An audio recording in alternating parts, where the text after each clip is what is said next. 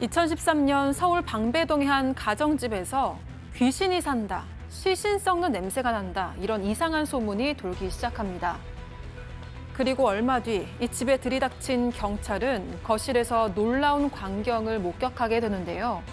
마치 잠이 든 것처럼 이불 위에 누워있는 한 남성.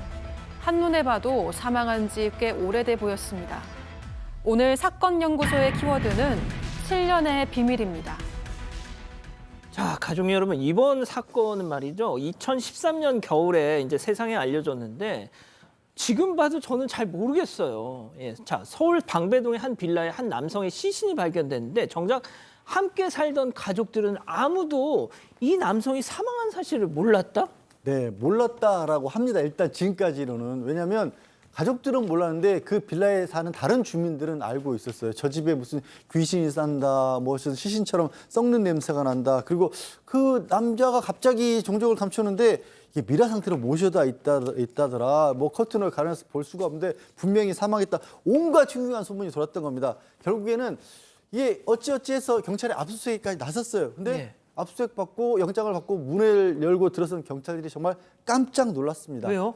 40대 남성의 시신이 그냥 거실 한가운데 반듯하게 이불에 눕혀져 있었어요. 깔끔하게 트레이닝복을 입고 있었는데 말씀드린 것처럼 미라 상태는 맞는데 워낙 깔끔하고 깨끗하게 있어서 이 부패한 냄새도 거의 조금 정도밖에 안 났다라고 합니다. 그래서 언제 사망했는지조차도 알기가 어려운 상태였고요. 진짜 놀라웠던 건 정말 아내의 반응이었는데 아내의 반응. 아내분은 남편이 살아있다라고 믿고 있었습니다. 이거 약간 무슨 종교적인 뭐 그런 거예요, 이거? 아니요, 이상한 종교 전혀 아니었습니다. 이 남성은 일단 행정고시 합격을 해서 환경부 고위 공무원까지 올랐지만 간암으로 6개월 시한부 선고를 받고 2006년 10월쯤에 퇴원한 걸로 알려졌습니다. 아내는 약사였는데요. 이 퇴원한 남편을 집에서 돌보면서 약국일을 했었다고 합니다. 경찰이 처음에 이 아내의 직업에 주목을 했습니다. 그렇죠. 남편의 시신을 약품으로 방부 처리를 한 게 아닌지 의심을 했던 건데요. 이에 아내를 사체 유기 혐의로 불구속 입건을 했고 정확한 사인 규명을 위해서 부검도 진행을 했지만 타살 의혹을 발견할 수가 없었습니다. 국과수 조사 결과에서도 방부 처리에 대한 단서도 발견되지 않았습니다. 당시 사건을 담당했던 경찰 관계자는요, 남편이 투병과 항암 치료 등으로 상당히 말랐고 체내 수분이 거의 없어서 건조가 빨랐을 수도 있고 아내의 소독 습관이 파리 같은 곤충의 접근을 차단했을 거라고 추측할 뿐이다. 이렇게 설명을 했습니다. 와, 박 변호사님, 포르말린 같은 약품 처리를 안 했는데도 시신이 온전할 수 있다는 게 정말 되게 신기한데. 놀랍죠? 자, 그런데 보세요. 아내도 집에서 살고 있고 아이들도 있고 네. 그런데 세상에 이 지경이 되도록 계속 있었다는 게 말이 됩니까? 자, 일단 아내가 이미 사망한 남편을 씻기고 옷도 주기적으로 해서 갈아입혔다고 하고요. 어린아이 3명이 있습니다. 학교 가고 이럴 때 아빠한테 인사를 했다고 해요. 다녀오겠습니다. 아니, 시신을 향해서요? 그러니까 아이들이 어떤 판단으로 했는지 어떻게 했는지 몰라도 그냥 자연스럽게 그냥 계속 생활을 유지했다고 그러고요. 2006년 말쯤에 남편과 가까운 사람들이 집에 방문한 적이 있는데 그때도 안정이 좀 필요하다라면서 돌려보내고요. 이 아내 같은 경우는 천주교 신자들이에요. 천주교 신자들입니다. 그러니까 천주교 신자들이 와서 어떤 상황이냐니까 오늘 머리도 감겨주고 요양 잘하고 있다 등으로 아주 자연스럽게 얘기를 하기 때문에 아마 이런 이상한 우리가 소위 말하는 기묘한 동거를 알아챌 수 없다고 합니다.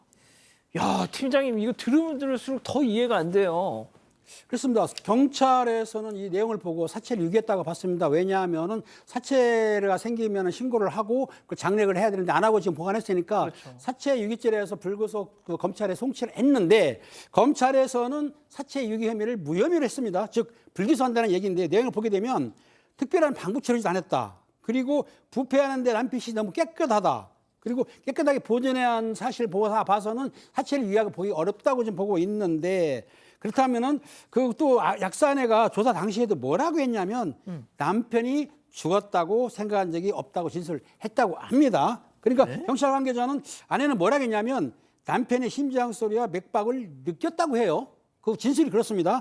그렇기 때문에 남편이 죽었다는 사실을 받아들이지를 못하고 있는 상태였다고 하면서 남편이 장례 이후에도 일상으로 돌아가는 애쓰는 모습이 보였는데 제일 중요한 거 사람이 살아있으면 먹고 마시고 배변도 하지만 숨을 쉬어야 되지 않습니까? 그럼 안 먹고 배변도 안 했는데 어떻게 살아 있었다고 생각했는지 제 상식으로는 도저히 이해가 가지는 않는 상황입니다. 그러니까요. 뭐가 됐든 이게 살인 사건 이런 류는 아닌 것 같은데, 자 아무튼 이렇게 이 사건이 흐지부지 되나 싶었는데 이 약사 아내 뜬금없이 사기 혐의로 재판을 받아요. 네, 이 아내랑 같이 약국을 운영하던 동업자가 고발을 한 거였는데요. 죽은 남편을 생존한 것처럼 꾸미고 남편 회사에서 일정 금액을 받았다. 이렇게 주장하면서 아내를 고발을 했던 겁니다. 검찰에 따르면 아내는 남편이 간암으로 숨진 2007년 3월 이후 2009년까지 남편이 근무했던 환경부에서 급여 및 휴직 수당 등 약 7천만 원을 받았습니다. 또 2008년 11월에는요. 거짓으로 명예퇴직을 신청해서 퇴직금, 또 퇴직연금 1억 4천여만 원 등 총 2억 원이 넘는 돈을 챙긴 혐의를 받았던 겁니다. 박 변호사님, 예. 그러니까 이게 참 그래요. 처음에 뭐 남편 시신을 막 매일같이 닦아주고 소독하고 할 때만 해도 이 정말 먼저 세상을 떠난 남편에 대한 뭐 이걸 막 현실 부정, 정말 사랑 뭐 이건가 싶었는데, 자 들어보세요. 2억, 그렇죠. 2억 돈이 나옵니다. 자, 그렇지만 이 2억 돈 나왔다고 하더라도 판단하기엔 좀 이릅니다. 왜요? 왜 이러냐? 음. 사망한 시점을 정확하게 알 수가 없습니다. 계속적으로 깨끗하게 관리가 됐고 있기 때문에 편취 범위도 문제인데, 지금 2억을 받아갔다고 하긴 하는데 이것 때문에 압수의 영장 가지고 수사기관이 닥쳤을 때 그때도 이 아내는 남편이 살아있다고 믿고 있었다고 해요. 그래서 쟁점은 아마 이걸로 보입니다. 수사한 검찰 측에서는 사망을 했는데 직장에 알리지 않고 환경부 급여 같은 걸 가져갔다. 사기 아니냐 이런 얘기고요. 아내 측 얘기입니다. 아유, 아닙니다. 나는 우리 남편 사망했다고 생각을 전혀 못했다라고 얘기하면서 사기가 아니다라고 주장을 하고 있는 상황입니다. 자 저렇게 팽팽하게 맞으면 결국 재판부의 판단이 남은 거잖아요. 일단 이게 사기잖아요. 사기가 되려면 남편이 사망했는데 그걸 감추고 계속 돈을 받았다라는 겁니다. 근데 첫째 2007년 3월에 그럼 남편이 사망한 사실을 알았느냐? 이거 지금 시신이 그렇게 관리돼 있으니까 언제 정확히 사망했는지를 밝힐 수가 없어요. 게다가 2008년도에 시댁 식구들이 왔었는데 부모님하고 시누이한테도 남편을 보여줬답니다. 2008년에. 에? 그러면 이 아내가 남편이 사망했다는 걸 알면서도 그렇게 보여줬다고 보기는 어렵잖아요. 게다가 문제가 또 더 사실 재판부가 결정적 재판부 입장에서 봤을 때 이게 뭐야? 이 남편이 고위직 공무원이었고 네. 아내가 약사잖아요. 사망보험금이 있었어요. 남편이 가입한 게. 보험금이 2억보다 높았어요. 만약에 2007년도에 사망했으면 그냥 사망했습니다라고 신고하면 더 큰 돈이 들어와요. 그러니까 돈을 노렸다라고 보기에는 통기가 안 되는 거예요. 그래서 재판부는 이거 어떻게 사기로 우리가 판단하냐, 무죄 선고했습니다. 박 변호사님, 네. 아직까지도 잘 저도 이해가 안 사실 우리 일반 사람들의 머리 위상에 있는 내용들이 아닌가 생각이 들고 그래서 법원도 판단하기가 좀 쉽지 않았지 않을까 생각이 듭니다. 참 애매한 사건입니다. 뭐 여러 가지 정황들로 봤을 때는 정말 이 사람은 살아 있는다고 믿고 행동을 했던 것처럼 보입니다. 와, 2007년에 사망을 했는데 2008년 시댁 식구들한테 남편을 보여줬다. 야, 이거 참 모르겠습니다. 자, 뭔가 진짜 계속 고개를 갸웃거리게 만드는 기묘한 사건이었네요.